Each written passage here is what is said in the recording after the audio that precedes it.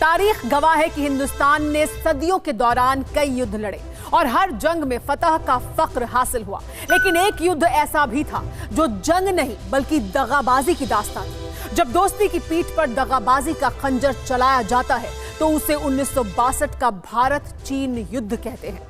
58 साल पहले 20 अक्टूबर को देश को ऐसा जख्म मिला था जिसकी टीस आज तक बरकरार है। 20 अक्टूबर 1962 का ही दिन था जब हिंदी चीनी भाई भाई के बदले चीन ने पीठ में खंजर घोंपा था। चीन ने सुनियोजित तरीके से लद्दाख में हमला कर दिया था। चीनी फौजें भारत में अंदर तक घुसती चली गईं। 2 मोर्चों पर जंग हुई। हमारे 15,000 सैनिक थे तो चीन के 80,000 से ज्यादा फौज। जंग में हमने सैनिक तो गंवाए ही, अपनी जमीन भी गंवा दी, जिसे आज अक्साई चिन कहते हैं। 1962 के भारत चीन युद्ध को कौन भूल सकता है।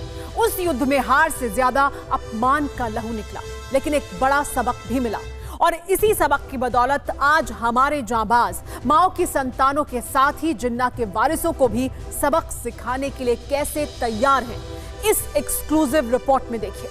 टैंकों की एक कतार, तबाही के हथियार और ड्रैगन की नस्लों का जंगी फितूर। मानना होगा कि ड्रैगन की नस्लें दुनिया को एक और त्रासदी के मुहाने पर ला चुकी हैं। जिनपिंग के शागिर्दों का जहन इस कदर खोखला हो चुका है जिसमें जंग के सिवा कुछ नजर नहीं आता।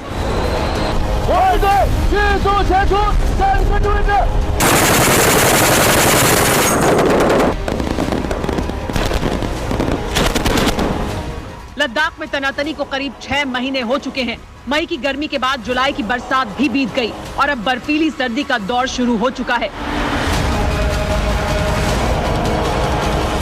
इसीलिए अब चीनियों को चित करने के लिए बर्फीले रेगिस्तान में सेना इस बार 2 मोर्चों पर जंग लड़ने के लिए तैयार है, क्योंकि 6 दशक बाद चीन ने एक बार फिर पीठ में खंजर घोंपा है।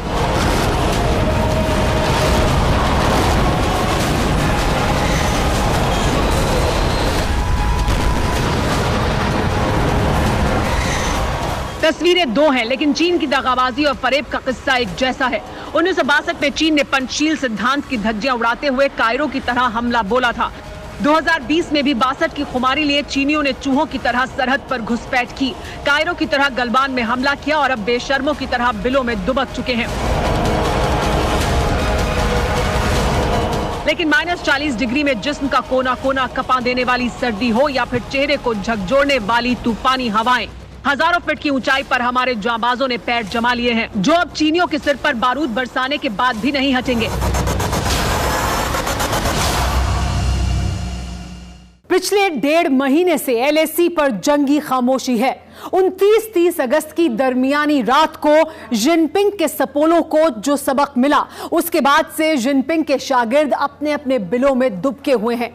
LAC अब सफेद बर्फ की चादर ओढ़ने लगी है, लेकिन चीन के पाप कम नहीं हो रहे हैं। चीन अभी भी अपने जंगी जुनून में जी रहा है।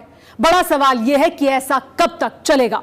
ऐसा तब तक चलेगा जब तक माओ के मुल्क का नक्शा नहीं बदल जाता, जब तक बीजिंग पर बारूद नहीं बरसता।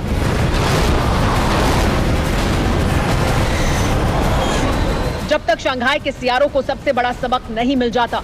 लेकिन इस बार चीन के साथ ही पाकिस्तान की भी बर्बादी का तमाशा दुनिया देखेगी, क्योंकि पाकिस्तान को लेकर बड़ा और सनसनीखेज खुलासा हुआ है। पक्की खबर है कि पाकिस्तान जम्मू कश्मीर में बड़ी साजिश रच रहा है। खुफिया एजेंसियों के दस्तावेजों से बड़ी जानकारी मिली है कि आतंकियों की घुसपैठ के लिए पाकिस्तानी फौज LOC पर सुरंग बना रही है, ताकि बर्फबारी के दौरान भी आतंकियों की घुसपैठ की जा सके। पता यह भी चला है कि सुरंग की ऊंचाई 5 फुट और चौड़ाई 3 से 4 फुट है। खुफिया रिपोर्ट में सुरंग हमारी सरहद में किस तरफ निकालने की साजिश है, इसकी जानकारी नहीं मिल पाई है।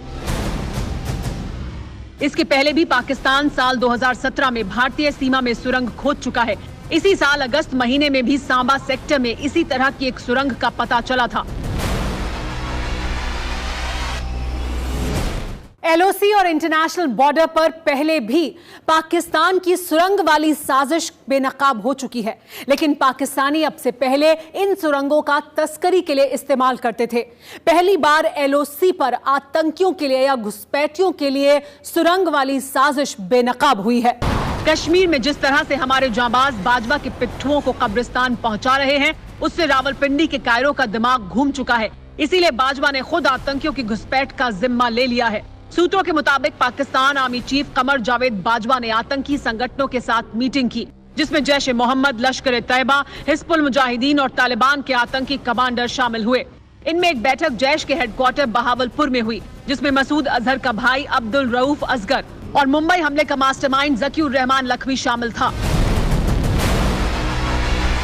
हाल ही में जानकारी मिली थी कि पीओके में 250 से ज्यादा आतंकी घुसपैठ के लिए भेजे गए हैं, जिसके लिए लॉन्चिंग पैड एक्टिवेट किए गए हैं। खास बात यह है कि पीओके में पाकिस्तान ही नहीं बल्कि चीन भी साजिश में शामिल हो चुका है। लद्दाख में जब से चीनियों को सबक सिखाया गया है, तभी से पाकिस्तान अपने आका को खुश करने की तिगड़म में लगा हुआ है। ऐसी जानकारी मिल रही है कि पीओके में कई पोस्ट हैं जहां पाकिस्तान ने बारूदी जखीरा और हथियारों को बड़ी संख्या में बढ़ाया है।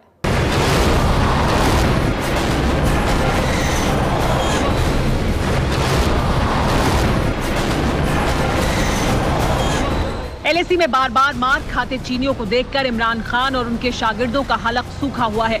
राफेल से बारूद बरसने से नींद गायब हो चुकी है, इसीलिए बाजवा के बुज़दिल एलओसी पर बेवजह गोले दाग रहे हैं।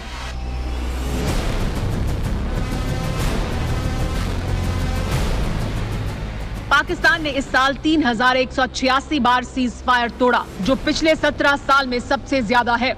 खास बात यह है कि 2 महीने के दौरान पाकिस्तान ने 1000 से ज्यादा बार सरहद पर गोलीबारी की। ये आंकड़े सितंबर तक के हैं, लेकिन इनसे जिन्ना के वारिसों की बौखलाहट साफ जाहिर होती है। इसीलिए सवाल लाजमी है कि क्या एलएसी के साथ ही एलओसी पर भी जंग होगी? क्या चीन के साथ ही पाकिस्तान से भी युद्ध होने वाला है? इससे भी अहम सवाल ये कि 4 जंग में शिकस्त खाने के बाद भी क्या पाकिस्तानियों की जंग लड़ने की औकात है?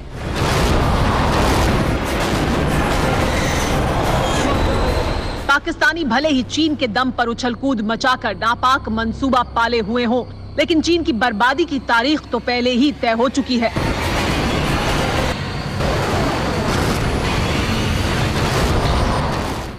अड़ी सोमवार से शुक्रवार शाम 6 बजे सिर्फ TV9 भारतवर्ष पर।